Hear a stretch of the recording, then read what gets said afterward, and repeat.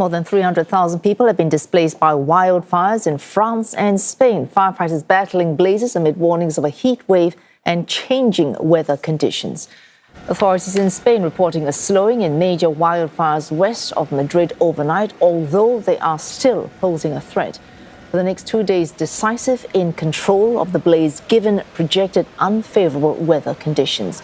Authorities, though, saying they will allow some return of evacuees for areas near Madrid if conditions should allow.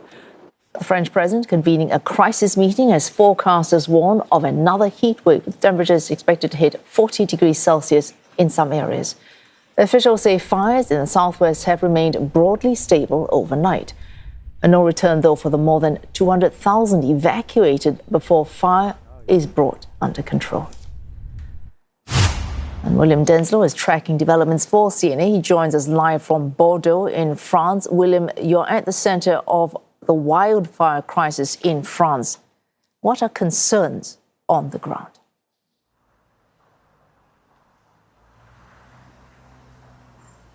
Well, huge concerns for civilians here in the region. We're here in Milhaud, which is just west of Bordeaux in the Gironde region, where an evacuation order was issued on Sunday. Now, as you can see behind me, police are blocking roads and really trying to navigate people away from these blazes. Here in this town, there are wildfires to the north and to the south, around equal distance from each other. So a real priority for authorities is how to get civilians to safety, to try and mitigate these fires that are moving at pace and moving in unpredictable directions. That has been a huge challenge for first responders. The fact is that winds have often been incredibly strong, really making it hard to battle these blazes. Now, this comes as officials warn that the fires are at the gates of the city of Bordeaux. There have been huge efforts to try and stop that from really happening. Now, as well as dousing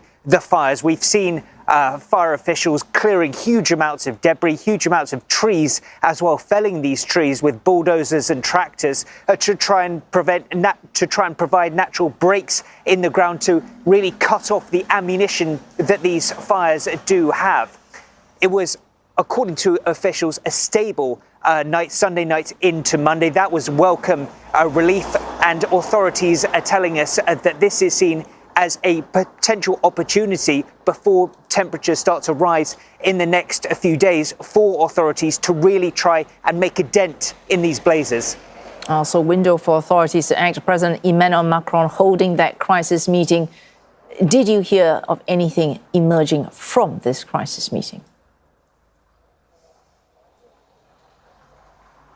Absolutely. Well, announcements are coming from the Elysee Palace announcing that French President Emmanuel Macron will be coming down here to the Gironde region. According to a press release from the Elysee, they announced that he'll be coming to thank those that have been working tirelessly over previous days for their efforts. He said in recent posts over the weekend that this is an opportunity for France to stay united, to stand shoulder to shoulder. So there's very much evidence of that.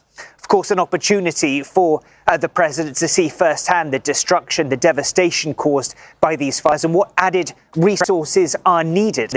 This comes on a day where we've heard from European Union officials. They say simply that the bloc is the preparations and work currently underway to prevent wildfires, be it here in France, Spain or elsewhere across the EU, is insufficient based with the changing environment, these warming temperatures across the continent. And they say that more urgent action will certainly be required to try and prevent wildfires like we're experiencing here becoming even more devastating in the years to come. Well, thanks. William Denselow reporting on those wildfires in France.